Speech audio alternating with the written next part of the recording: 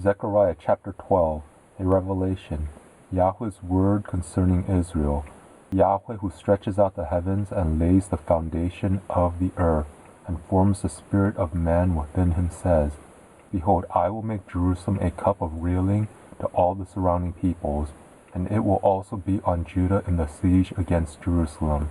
It will happen in that day that I will make Jerusalem a burdensome stone for all the peoples.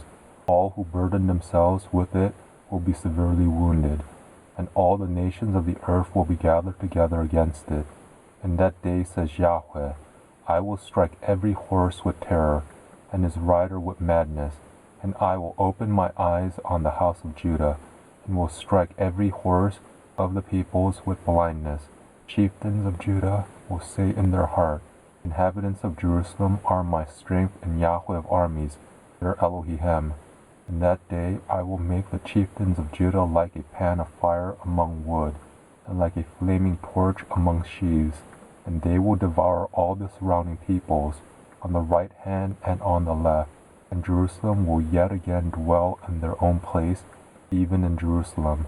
Yahweh also will save the tents of Judah first, that the glory of David's house and the glory of the inhabitants of Jerusalem not be magnified above Judah. In that day Yahweh will defend the inhabitants of Jerusalem. He who is feeble among them at that day will be like David, and David's house will be like Elohim, like Yahweh's angel before them. It will happen in that day that I will seek to destroy all the nations that come against Jerusalem. I will pour on David's house and on the inhabitants of Jerusalem the spirit of grace and of supplication, and they will look on me whom they have pierced.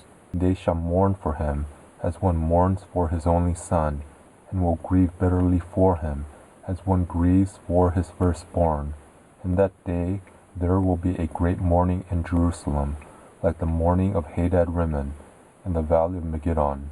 The land will mourn, every family apart, the family of David's house apart, and their wives apart, the family of the house of Nathan apart, and their wives apart, the family of the house of Levi apart, and their wives apart, the family of the Shimeites apart, and their wives apart, all the families who remain, every family apart, and their wives apart.